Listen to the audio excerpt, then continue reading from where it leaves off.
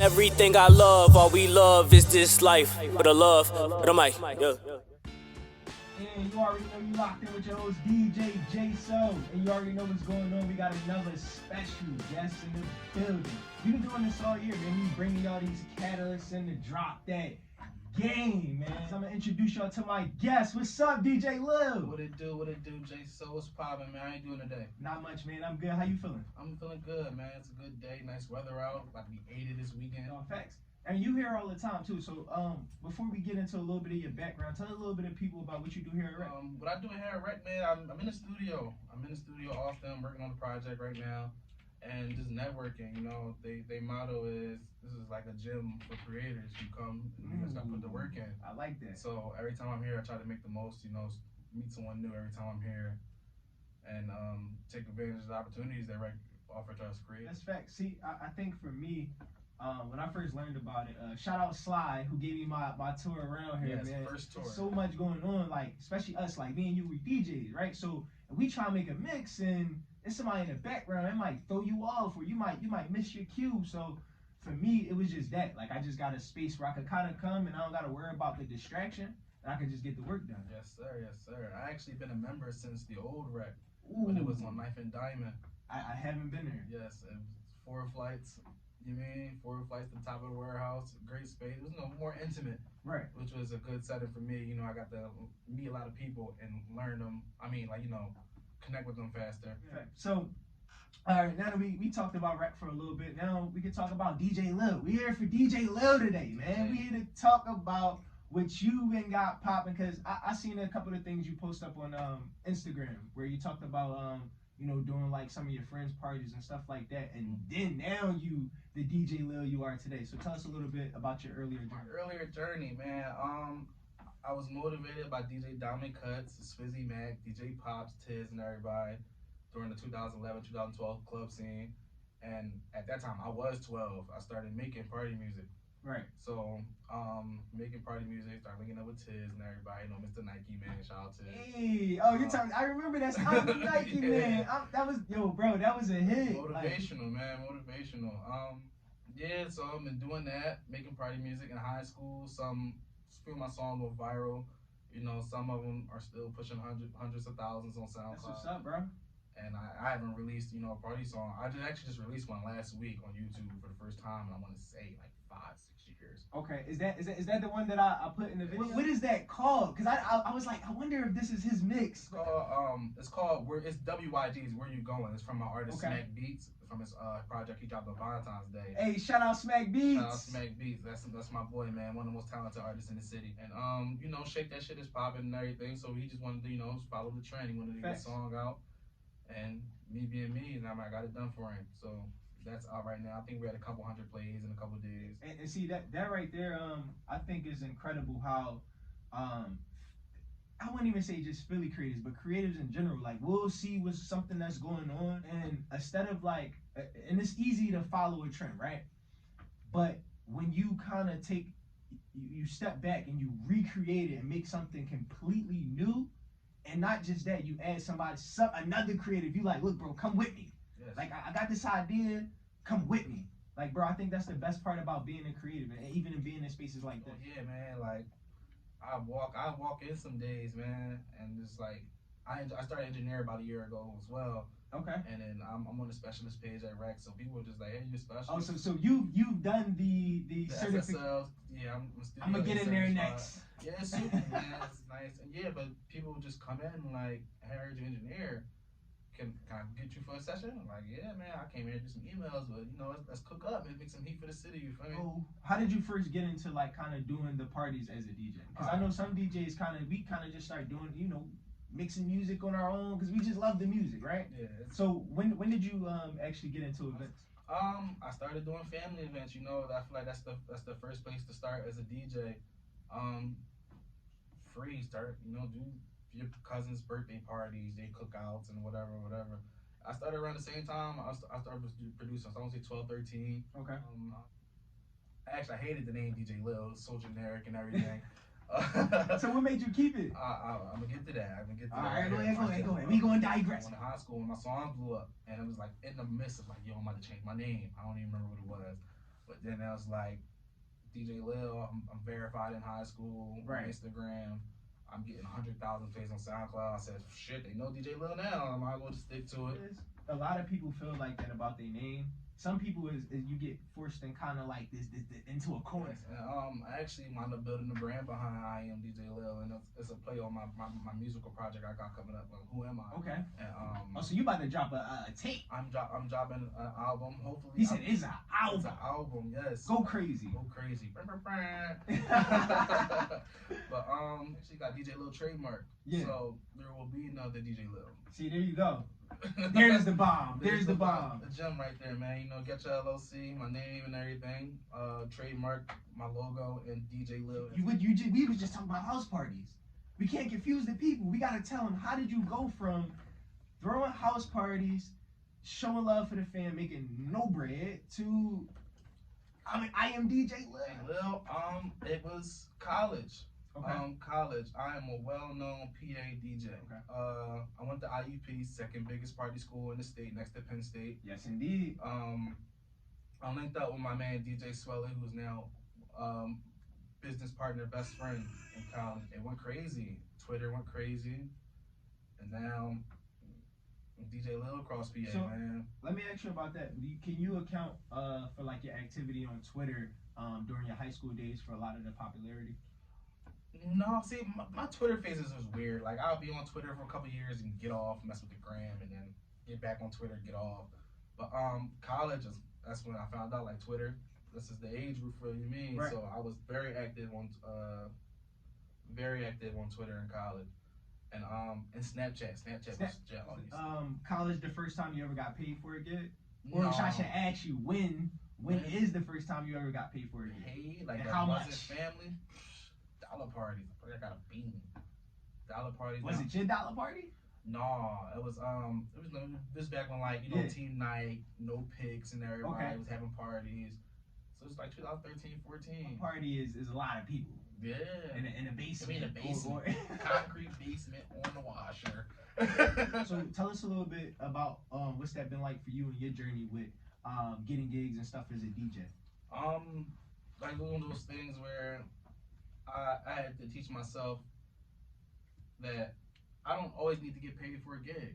Right. If there's an opportunity there that can better me or my career, my brand, or whatever, I would take it. Someone approached me at a book release, probably, I think 2 weeks ago, and just telling me they've been following me for a while, and I'm just so inspirational to them in their career, and that felt different. Like, I could definitely say, I think it's just social media. I think people watch and they see us go through our struggles. They see us go through those trials and tribulations and still make it happen. They still see us show up. They still see us keep working somehow. You know what I mean? And that's inspiring. I learned that you know, a story will sell. You know, right. you got a story to tell. People will listen. Right. Tell us a little bit about your trials and tribulations. Yeah, man. Equipment. Every Foot Locker check was equipment. See, and what's crazy is that means if you took your Foot Locker check, this Foot Locker ain't giving you $1 million. If you took less than minimum wage at the time. If you took your Foot Locker check and bought equipment, which start at like $250, $300, that's a cheap, a very cheap deck. Yes. And some very cheap speakers, like, you know. So if you taking a check to get equipment, that means you wasn't going out there. No, man. I'm an introvert. I don't go out. I don't like being in large crowds if I'm not working and none of that. Very big on stage fright. Okay. How? So tell us a little bit about because you just said stage fright. Yes, the stage fright. So if you get uncomfortable on stage, tell us how you even conquered that to even be rocking a stage with Lil Durk. Man, we talking thousands of people right now. Man, alcohol, man. I'll keep it G, man. I'll get about 4 or 5 shots for people. I'm just a solo boy. You feel me? And I learned, like, now that I have a big name and a brand, I have an image to uphold. Exactly. I have an image, and that's like on social media, on the gram and all that. Like, when he said he see me working, I was like, you have to see me working. I have to keep y'all here. You feel me? Exactly. We both have brands. We both have LLCs. What was it like for you, just kind of getting that together? Were you kind of always kind of told us a little bit about Brobo kind of forcing it on you, like, no, you DJ Lil now. I am DJ Lil. That's what it is. People don't call me Khalil. Like people don't know my name. Like right, they know DJ Lil. Yeah. I had like a 5-year plan. So 2020, COVID hit and everything. That was supposed to be my year for business, and that's the one. I was like, DJ Diamond Cuts is my mentor. Okay. So shout out DJ Diamond Cuts. Bang bang bang bang. But she was telling me like, your name will only get you so far. Yeah. Like DJ Lil, all right, cool, but your brand is what sells. She has a brand. Right. So she just been giving me all this game on that. So now I'm getting my logo. I got my logo made 2020. I got my LLC, trademark and everything 2020. Hired marketing teams. That's when this is time to start expanding. Right. Expanding your brand. Everything is DJ Lil. You feel me? It's crazy that you said not crazy, but it's dope. And for real that you said I'm not a Hollywood type bull. And a lot of people who would be in your position might be, or people would assume that they would be. Like you working with Diamond Cuts, you're an active member here. You're teaching people. You're also a specialist. Engineering now. Yes, sir. You got a lot going on, bro. So I think a lot of people assume that people in your position are just not receptive, right? So tell us a little bit about some of your experience working with some of the people either around here or in the city. So I'll start with DJ Diamond Cuts. She did a meet and greet with DJ Mustard. Okay, that's dope. At Foot Locker, and I was working there. My manager, was like, yo, I know you're aspiring DJ and all that. Go speak to her. I'm itching. I don't even like talking to people. Like I said, like I'm gonna talk to her. And the great cliche, closed mouths don't get fed. Exactly. I went to spoke and everything. She gave me her number.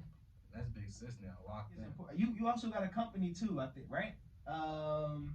We Work Entertainment. We Work ENT. So tell us a little bit about your business, developing your business, and what you guys do. It's a partnership. We Work in ENT is my man DJ Swelly's company, who I met in college. And okay, shout out to Fam. Yes. That was just he started that. I want to say high school. Yeah. It was family company, all DJs, engineers, performers, MCs, and just being a good college friend, everything, I tagged along with the business, and that they also taught me a lot of things business wise. Right. I was still early in my career. It wasn't early. I was DJing for like 6 years when I got to college, but yeah, I'm just DJing, get paid. A lot of background stuff, contracts, how to send proper emails, stuff like that. Like We Work in ENT put me in a good position to be by myself. That's dope. So for people who that not in that position, right? Maybe they don't have anyone around them, like the other DJs that were around you, or like Alamo that I have around me. What some advice you could give them to maybe help them step up their game and go to the next level? Yeah, man. I was one of those people before. Like I didn't really like my family. I wasn't always going to be a DJ. I was a D1 recruit athlete out of Philadelphia. And got in an accident my senior year of high school, lost all my offers and stuff. Yeah. So like this DJ shit wasn't the plan. But it worked out. It's just consistency. I wanna say consistency has probably been the biggest part of my career. Like that gave me the biggest growth.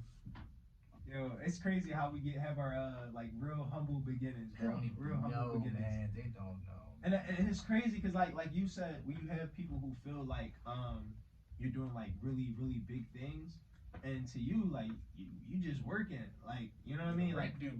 Exactly. Like I'm still doing weddings and corporate pop-ups. Yeah.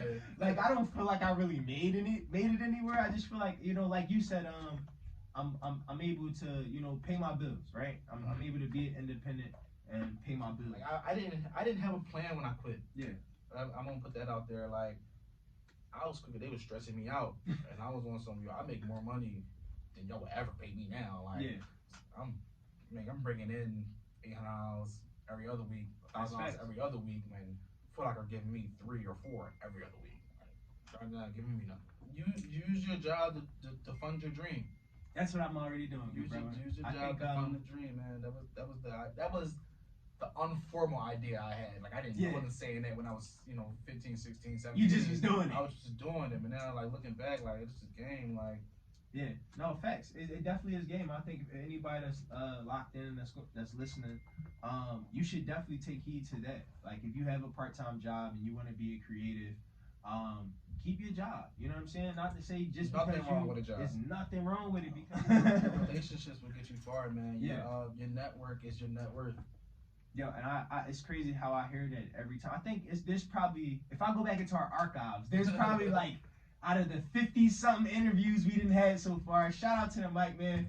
Yo, we got over 50-something episodes. Shout out to you, DJ Lil, for being episode 53. Man, 3 seasons, man. 3 seasons. It's been a crazy journey, man. DJ Lil, I appreciate you doing this interview, good brother. Let the people know where they can follow you at or any closing remark. You can follow me on all social medias everywhere, man. I am DJ Lil. Real sweet, real simple.